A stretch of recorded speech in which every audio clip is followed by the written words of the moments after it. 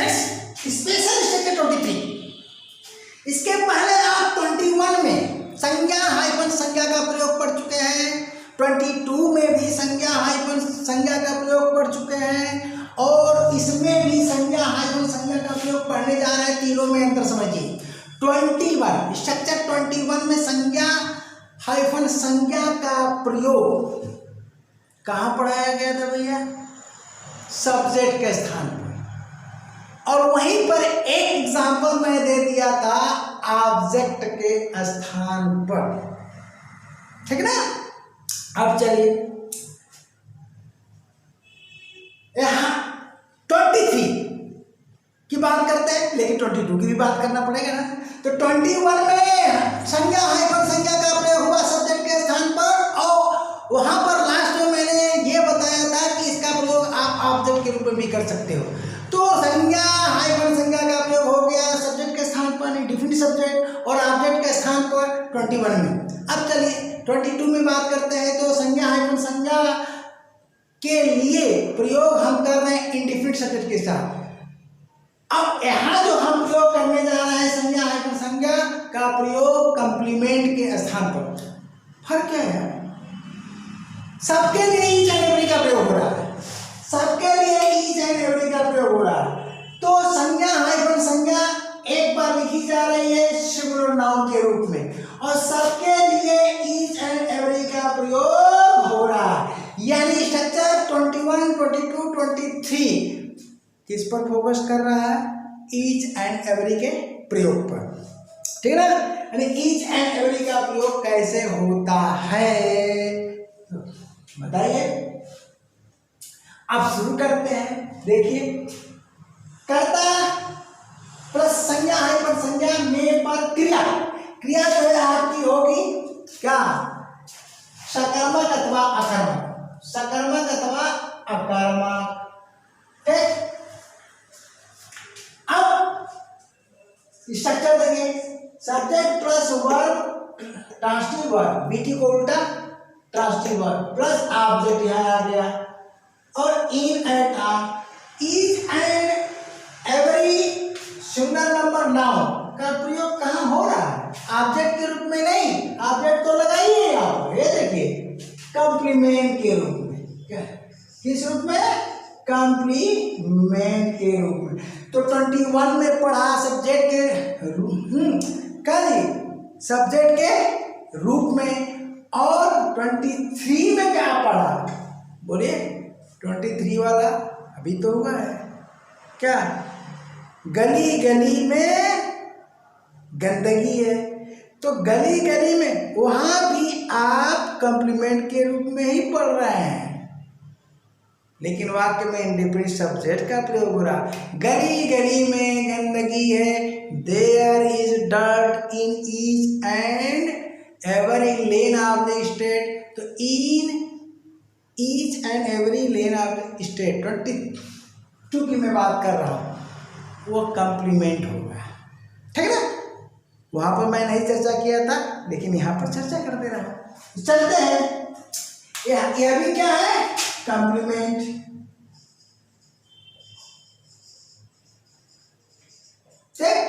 अब चलिए, हाँ एक बात आपको मैं बता दे रहा हूं, शॉर्ट वीडियो बनाना मैंने स्टार्ट कर दिया है, ठीक। तो आप लॉन्ग तो आप पढ़ ही रहे हो, लेकिन जो शॉर्ट वीडियो मैं दे रहा हूं अलग तरीके से, औरों से हट करके, अरुण जरूर बकवास नहीं, एकदम मक्खन निकाल के दे रहा हूं। तो इंग्लिश ग्रामर का मक्खन उसमें दे रहा हूं। तो शॉर्ट वीडियो अवश्य पढ़ें, इसको तो भी पढ़ना ही पढ़ना है, हाँ? और कोशिश ये करें कि प्राइमरी का टाइम मैंने निश्चित कर दिया है 10 बजे दिन, ठीक ना। कोशिश करूंगा कि रोज एक शॉर्ट वीडियो आपको आपके पास पहुंचाऊं। तो उसी समय आप अगर आप क्लिक करेंगे तो थोड़ा सा मेरा क्या होगा, चैनल ग्रो करेगा। तो आप पढ़ते हो, फायदा तो उठाते हो, लेकिन मेरे चैनल को ग्रो करने में आप कोई मदद नहीं करते हो, यह नाइंसाफी है। समझ में आएगी नहीं बात? तो आप इसके लिए क्या करो, 10 बजे ध्यान देना शॉर्ट वीडियो के लिए, और इसका भी टाइम में फिक्स कर दिया लॉन्ग के लिए, क्योंकि मैं रिसर्च कर रहा था कि किस टाइम में भेजा जाए तो सुटेबल होगा, टाइम बदल रहा था।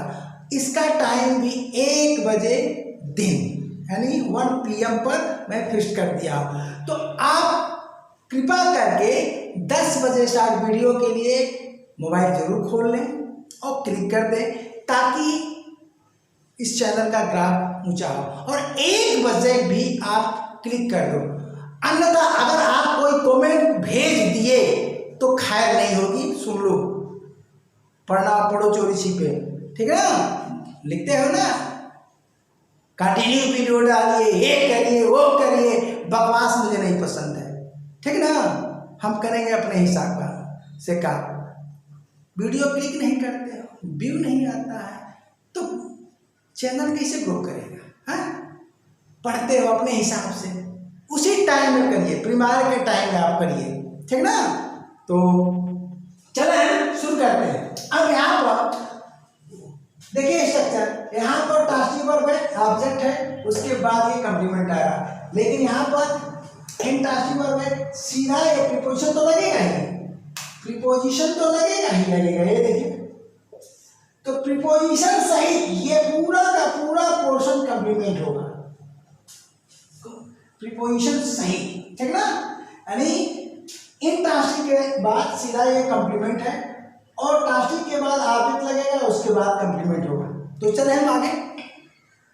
वह मुझे बात बात पर घूरता है, बात बात पर घूरता है, इसका ध्यान देना है। तो बात बात पर घूरता है, इसके लिए आपको प्रयोग में ध्यान देना है। थोड़ा हिंट कर दे रहा हूं, प्रीपोजिशन आप नहीं पढ़े। देखिए, पर के लिए ईट या आर का प्रयोग होगा, तो आर का प्रयोग फिक्स जगह के लिए होता है और एट का प्रयोग अनिश्चित जगह के लिए होता है। तो बात बात पर फिक्स नहीं यहाँ पर, जबकि कहाँ गया जी? ये देखिए, वह कदम कदम पर हाँफता है, तो यहाँ पर आन का प्रयोग होगा, यहाँ होगा आन और यहाँ होगा एट। बात बात के लिए यहाँ होगा एट, ठीक है? गाँव गाँव के लिए यहाँ होगा इन। वह बात बात में झगड़ता है, देखिए मैं भले ही है, लेकिन यहाँ बात बात के लिए आप एट का प्रयोग कर रहे हो, यहाँ भी होगा एट। वह कदम कदम पर बाधा डालेगा, तो यहाँ कदम कदम कहाँ चला गया? यहाँ आर का प्रयोग। तो इस प्रीपोजिशन का आपको ध्यान देना है। थोड़ा सा प्रीपोजिशन जो है रटना पड़ता है। तो हम शुरू करते हैं ट्रांसलेशन। अब देखिए, इस स्ट्रक्चर का प्रयोग यहाँ पर क्रिया हमने लिख दिया है, टेंस नहीं लिखा है। तो प्रेजेंट इंडेफिनिट टेंस में भी सेंटेंस है, पास्ट इंडेफिनिट में भी है, और यहाँ फ्यूचर इंडेफिनिट में है, इसलिए यहाँ टेंस से ये बधा हुआ नहीं है, ठीक ना? जनरली तीनों इंडेफिनिट में ही सेंटेंस होते हैं, चलते हैं। वह मुझे बात बात पर घूरता है, ये देखिए, ही स्टेयर्स। मी क्या है? मी क्या है? मी है आपका ऑब्जेक्ट। मी क्या है भैया? ऑब्जेक्ट है, तो आप मी लगा दीजिए। ही स्टेयर्स मी, हमने क्या बताया? Eight each and every task. बात के लिए आप टास्क, ठीक है? टास्क का मतलब बातचीत करना भी होता है, टू टास्क, और टास्क खुद में नाउन भी होता है, ठीक है? अब यह पोर्शन देखिए, यहाँ पर ये आपका सब्जेक्ट हो गया, यह आपका ट्रांसिटिव वर्ब हो गया, यह ऑब्जेक्ट हो गया, और ये पूरा का पूरा पोर्शन क्या हुआ? कंप्लीमेंट हो गया। तो अगर आप मेरे स्टूडेंट बन चुके हैं, टेस्ट पढ़ चुके होंगे, मैं क्या है मान के पढ़ा रहा हूँ, टेस्ट आप पढ़ चुके हो, तो नए अगर व्यूअर हो तो भाई पीछे तो जाना पड़ेगा, पढ़ना पड़ेगा, क्योंकि मैं सिस्टमेटिक तरीके से पढ़ाता हूँ। यहाँ अगर आपको नहीं समझ में आता है तो पीछे जा करके पढ़ना शुरू करिए। नाउन पढ़िए, पहले सबसे पहले नाउन पढ़िए, प्रोनाउन पढ़िए, वर्ब पढ़िए, ठीक है ना जी। आर्टिकल पढ़िए, पार्ट्स ऑफ स्पीच पढ़िए, ठीक, मतलब पार्ट्स ऑफ स्पीच का जितना मैं दे दिया। अब क्या बोलते हैं, पार्ट्स ऑफ सेंटेंस पढ़िए, काइंड्स ऑफ सेंटेंस पढ़िए, पूरा टेंस पढ़िए, तब यहाँ आगे स्पीच स्ट्रक्चर में, तब जाके समझ में आएगा। तो चलते हैं भाई। वह अपनी पत्नी को बात बात पर पीटता है, पीटता था, है नहीं है, सॉरी, पीटता था। तो यहाँ क्या हो जाएगा, ही बेट, बीट, बीट बेट बीटेन होता है। तो अगर पीटता है रहता तो बीट्स हो जाता इसी में। अब पीटता था पास्ट सेकेंड फॉर्म है, लेकिन स्पेलिंग वही है, ठीक है ना। तो उच्चारण इसका क्या है, बेट। तो ही बेट his wife। अब यहां क्या है, बात बात पर, at each and every time, translation हो गया, देख लीजिए उधर। अब यहां है, वह कदम कदम पर हाँकता है, वह कदम कदम पर हाँकता है। तो क्या करोगे आप, ही, हाँकना का पैंट्स होता है, ठीक है। हाफना का क्या होता है, PANT, पैंट। हाफना का मतलब पैंट, ठीक है ना। अब according to tense, present indefinite, तो यहाँ पैंट्स हो जाएगा। ही पैंट का ऑन ईच एंड एवरी, कदम कदम स्टेज, ठीक है। अब चलिए, हम सभी गांव गांव में भटके, हम सभी गांव गांव में भटके, क्या करिए, we are past indefinite wandered, we are wandered, कहाँ भाई, in each and every village, ठीक है। ये हो गया। अब चलिए, वह बात बात में झगड़ता है, क्या हो जाएगा, ही क्वेरल्स।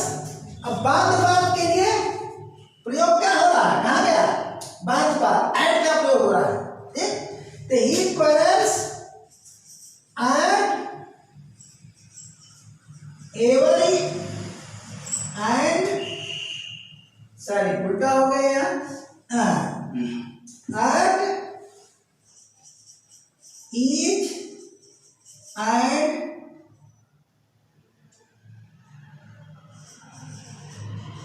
Every time. चलिए, वह कदम कदम पर बाधा डालेगा, कदम कदम पर बाधा डालेगा। तो क्या हो जाएगा, future indefinite, he will interrupt, he will interrupt, ये देखिए, ही विल इंटरप्ट क्या, on each and every step. अब चलिए, खास बात यहां क्या है, देखिए प्रीपोजिशन का भी ध्यान देना है।